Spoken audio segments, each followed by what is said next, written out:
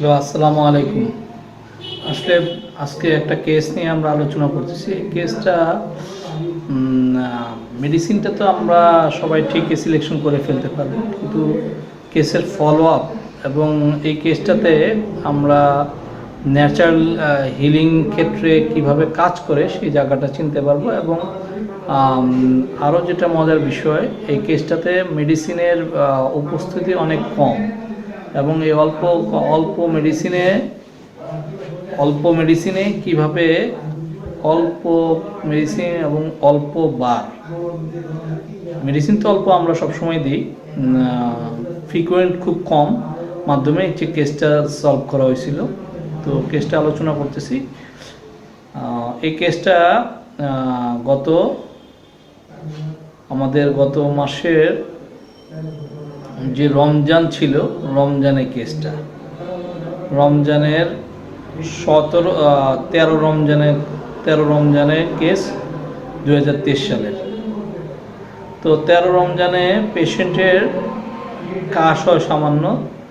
তখন 10 রমজান পর্যন্ত আবহাওয়া খুব ঠান্ডা ছিল, আল্লাহর বরকতের মাস ছিল। যখন 10 রমজান চেঞ্জ হয়ে গেল, তারপরে গরম পড়া শুরু হলো। গরম পড়ায় এমন অবস্থা হয়েছে, তখন অনেকেরই সর্দি, কাশি, তারপরে জ্বর, এই ধরনের রোগ দেখা দিল। এই কেসটাও এরকমই। তো পেশেন্টের জ্বর, সর্দি, কাশি চলতেছে কয়দিন থেকে। তো আমাকে বলছে ওষুধ দিতে। আমি বলছি আচ্ছা ঠিক আছে, আয়সা দেখা করেন, ওষুধ নিয়ে যান। তো পেশেন্ট আয়সা বলতেছে যে আমার জ্বর, কাশি দেখা দিছে, ওষুধ দেন। এটার জন্য অনেক কষ্ট পাচ্ছি, সমস্যা হচ্ছে। কারণ কাশি কয়দিন থেকে কম ছিল, এখন এক বেড়ে গেছে। আর সামনে রোজা এবার বেড়ে গেলে তো আমি কেমনে কী করব, রোজা রাখা কষ্ট হয়ে যাব, আপনি আমাকে মেডিসিন দেন। তো এতটুকু ভাষণের উপরেই তাকে মেডিসিন দেওয়া হলো। সেখানে আমার 3টা রুব্রিক নেই: delusion, injury being injured, escape attempt to, আর ফেয়ার সাফারিং। ডিলেশন ইনজুরিটা কেন নেই? এটা তাকে কষ্ট দিচ্ছে, এটার কারণে, জ্বরের কারণে, এনভায়রনমেন্টের কারণে সে কষ্ট পাচ্ছে, জ্বর হচ্ছে, কাশি হচ্ছে, ডিলেশন ইনজুরি। এখান থেকে সে বেরোতে চায়, এসকেপ অ্যাটেম্প টু। আর হলো ফেয়ার সাফারিং, এটা ঠিক না হলে তাকে অনেক সাফার করতে হবে। যেহেতু রোজার দিন, কাঠ যদি বেড়ে যায়, জ্বর যদি বেড়ে যায়, তাহলে কেমনি কি করবে? কারণ প্রচণ্ড গরম পড়তেছে, প্রায় আপনার 40 ডিগ্রিতে 38 ডিগ্রি টেম্পারেচার চলতেছিল তখন।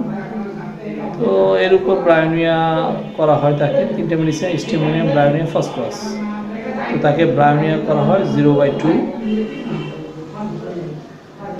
4টা ডোজ 4 দিন খাওয়া হয়। 0/2 4 দিন 4টা ডোজ খাওয়া হয়।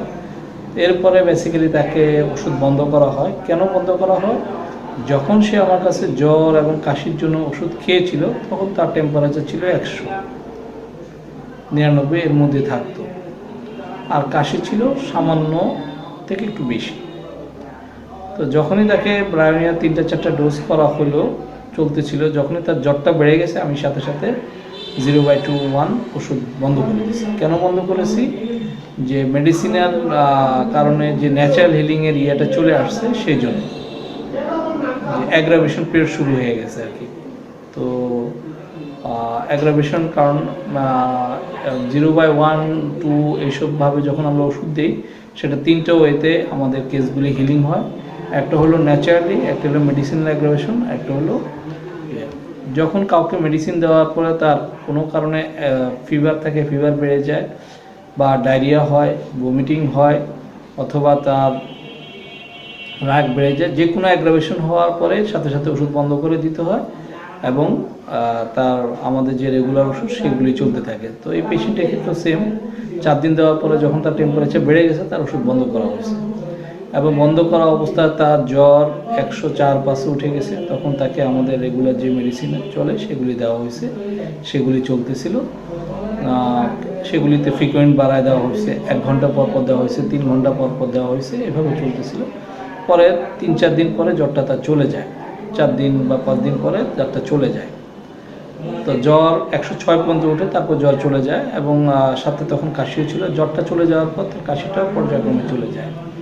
তো জ্বর এবং কাশি যাওয়ার পরে পেশেন্টের নাক দিয়া সর্দি ঝরা শুরু করে এবং সাথে তার পেশেন্টের মাথা ব্যথা, মাইগ্রেনের পেন শুরু হয়, নাকে দিয়ে তার ময়লা যাচ্ছে। পেশেন্টের ভাষ্য যে আমার মনে হয় বস্তায় বস্তায় ময়লা বেরোচ্ছে।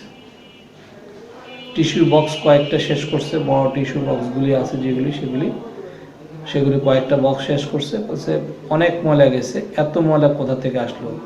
তার বেসিক্যালি আগে কখনো মাথা ব্যথাও ছিল না, সর্দিও ছিল না, কিন্তু যখনই তার ডিসচার্জ শুরু হলো সেই ডিসচার্জের সাথে তার মাইগ্রেনের ব্যথা প্লাস ডিসচার্জ।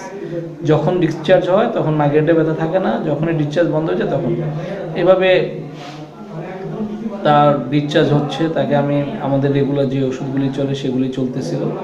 এটা চলতে চলতে একসময় যা প্রায় পেশেন্ট 17 দিন এটা কষ্ট ভোগ করে। পরে আস্তে রোজার লাস্টের দিকে 2-3 দিন আগে তার ডিসচার্জ যা কমে আসে, মাথা ব্যথাটাও কমে আসে। তো এইভাবে ডিসচার্জ হতে হতে তার একসময় মাথা ব্যথাটাও কমে যায়, এও কমে যায়। আসলে আমি আগে যেভাবে চিকিৎসা করতাম এবং এখন চিকিৎসাটা আরও, আগেও আমি 3টা ডোজের বেশি কাউকে দিতাম না, কিন্তু জ্বরের ক্ষেত্রে আমি 201 mg ইউজ করতাম এবং সেখানে ফ্রিকুয়েন্টলি 8টা-10টা ডোজও অনেক সময় হয়ে যেত পরিস্থিতি অনুযায়ী। তো এই কেসটাতে আমি নিজেকে আরও বিভিন্ন বিষয়ে পড়াশোনা করার কারণে আল্লাহর মেহেরবানিতে, তো আমি এই কেসটাতে অ্যাগ্রাভেশন যখনই দেখলাম যে জ্বরটা তার বেড়ে গেল, তখন আমি বুঝতে পারলাম যে এটা ন্যাচারাল হিলিং শুরু হলো। মেডিসিন দেওয়ার পরে যদি কোনো কারণে তার ডিসচার্জ শুরু হয়ে যায়, জ্বরটাও একটা ডিসচার্জ, সেটা যে কোনো ধরনের হতে পারে, ঘাম হতে পারে, রাগ হতে পারে, বমি হতে পারে, পাতলা পায়খানা হতে পারে, যে কোনো কিছু। যখনই তার জ্বরটা ডিসচার্জ বেড়ে গেল তখন আমি বন্ধ করলাম এবং জ্বরটা ন্যাচারালি তার উইলিংলি তার ভাইটাল ফোর্সের মাধ্যমে জ্বরটা তার ভালো হয়েছে, সাথে কাজ ভালো হয়েছে, সাথে তার মাইগ্রেনের প্রবলেম ছিল, সবগুলি ভালো হয়েছে। তো আসলে আমি হয়তো অন্য সময় হলে তাকে প্রথমে কম পাওয়ার দিল, যখন জ্বরটা বেড়ে গেছিলো তখন হয়তো তাকে 1 mg ইউজ করতাম, কারণ আমি জ্বরের সচরাচর 1 mg ইউজ করি। তো এখন যেভাবে পড়াশোনা করতেছি সেখানে থেকে এতটুকু বুঝতে পারছি যে অসুবিধা নেই, ধৈর্য ধরলে ইনশাল্লাহ আল্লাহ ফায়দা দিবে। এবং ঠিকই ওইখানে 4টা ডোজ দিছি অনলি ফর, এই 4টা ডোজে 17-18 দিনের মধ্যে পেশেন্টকে আর কোনো মেডিসিন দেওয়া হয় নাই, যা আমাদের রেগুলার ওষুধ তাই চলতেছিল। এতে কেস একটা সময় পরে দাঁড়ায় যায়। আসলে এই কেসটা আলোচনা করা, শেয়ার করার উদ্দেশ্য যে আমরা কেসগুলিকে এইভাবে যদি অ্যানালাইসিস করি, বোঝার চেষ্টা করি, তাহলে আমরা অনেক কিছু শেখা সহজ হয়ে যাবে। এবং আমাদের কেস ফেল যে হয়ে যায় আমাদের বিভিন্ন, একটা তো আমার নলেজের কারণে, আর একটা হলো আমাদের কেসকে কীভাবে গাইড করতে হবে, কীভাবে ম্যানেজমেন্ট করতে হবে, সেই জিনিসটা কম থাকার কারণে। তো সবাইকে ধন্যবাদ। আসসালামু আলাইকুম।